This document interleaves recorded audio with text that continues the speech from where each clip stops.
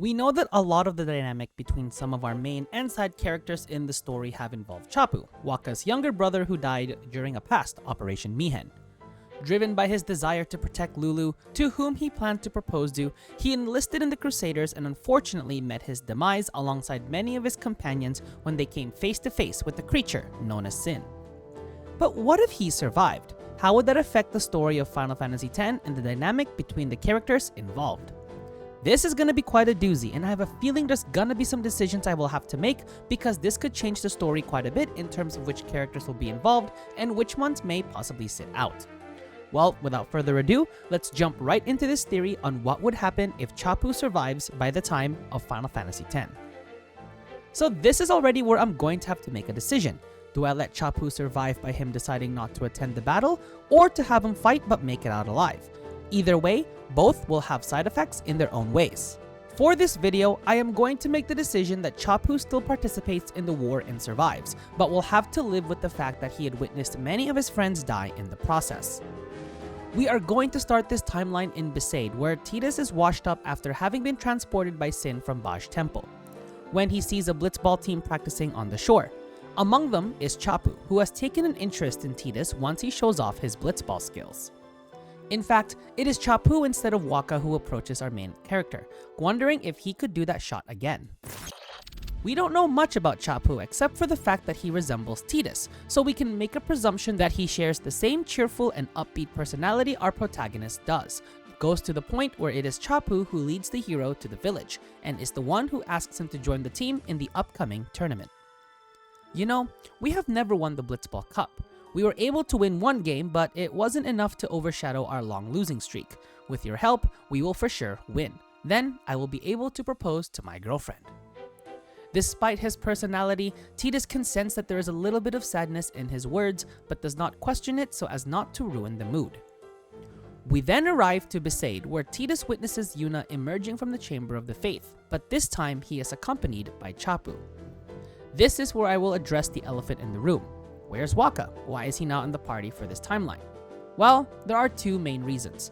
The first is Blitzball. Before Chapu's death, Waka's main focus was only Blitzball, and even though the Aurochs were known to have a horrendous losing streak, they were about to take their first win in 10 years. That is, until he heard about Chapu's death in Operation Mihen. It was also because of this reason that Waka decided to be a guardian, but because Chapu survives this time, they were able to win their game, but unlikely to win the tournament because Chapu would have needed to be there to help. The second reason we will bring up later in the video. The story goes more or less the same, but most scenes that occur between Waka and Tidus happen with Chapu instead. The only exception is when Tidus obtains the Brotherhood Sword. This is still done by Waka, as Chapu remains to use an Abed weapon, making him a ranged fighter. Mostly everything in the story happens to be the same, with more interaction between Tidus and the other party members, as well as the confrontation with the Luca goers at Kilika Temple, and the party going through the Cloister of Tridos and obtaining Ifrit. It would be more or less the same with Blitzball interactions, but with Chapu instead of Waka.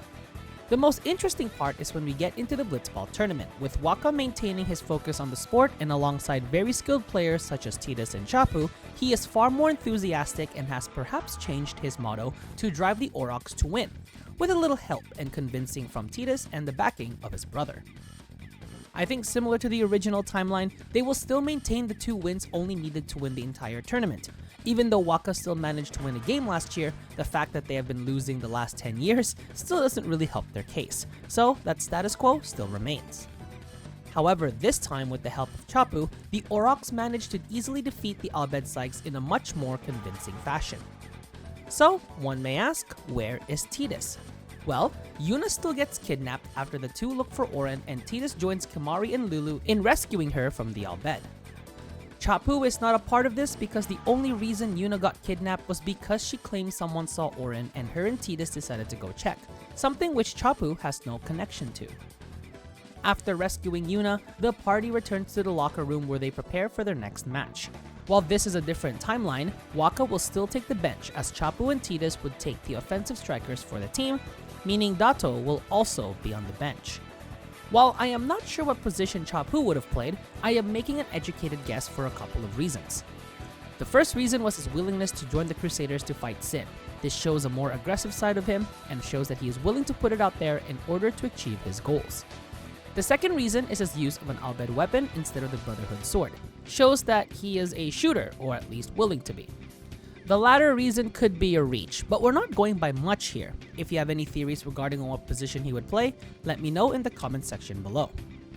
When the Aurochs take on the Luca goers, the Aurochs begin with their lineup of Chapu and Tidus in the front line, Letty as the midfield, Jasu and Bora as the defenders, and Kipa as their goalkeeper. Due to the impressive abilities of Tidus and Chapu, it would not be as difficult as it would have been in the original timeline, but the Luca goers would still have the luck of the role on their side, so it's not necessarily going to be a walk in the park. But this time, because Wakka's performance was far more dominant than it was in the original timeline, now that he has maintained his focus and his chemistry with his brother, the demand for Wakka to return would happen at halftime instead of 3 minutes into the second half, meaning we get the switch from Tidus to Wakka for an entire half, securing the victory for the Aurochs and winning the cup. The events afterwards would still happen, as the Fiends would attack the stadium as part of Seymour's plan to gain favor with the population and the party fending off the attacks. Now we get to the more interesting part. How would the party look going after Blitzball? So this can go a couple of ways, but ultimately I chose to have Chapu continue the journey with Yuna and her guardians, while Wakka stayed behind to lead the Aurochs into the future. The only reason Wakka decided to retire after the tournament in the original timeline was because of his devotion to avenge his brother. But he's now alive. Wakka no longer has that drive, and in fact is more motivated to take the Aurochs to new heights after winning the cup.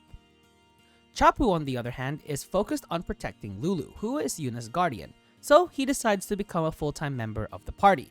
Not to mention, he also decides to propose to Lulu after the events of Luca, meaning they are now engaged.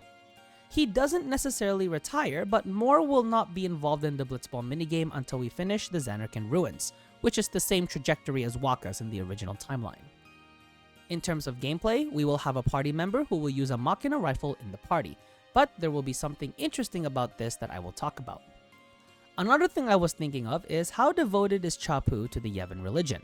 Well, considering he is using an Al-Bhed Machina weapon as his choice, and with no clear signs of evidence towards how much he followed the religion, I will say he is indifferent, perhaps even skeptical about the outside point of views. Similar to Lulu, as is her dynamic with Tidus throughout the story.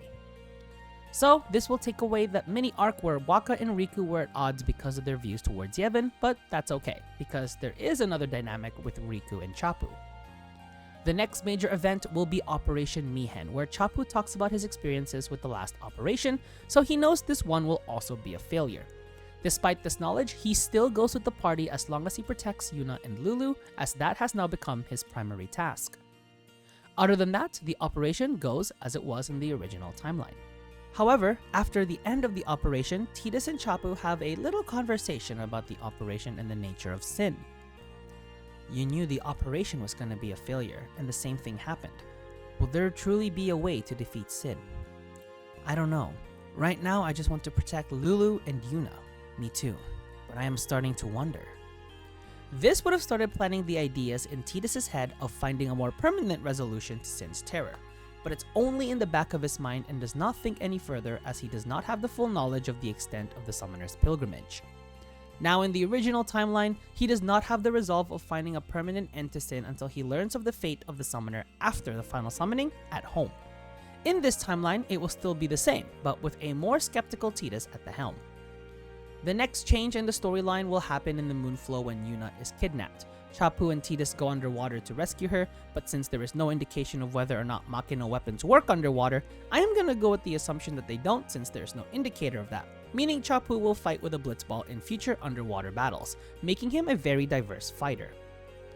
When the party meets Riku and accepts her into the party, there is no reason for her to hide her Al-Bhed heritage, so she reveals it right away, which doesn't shock the party.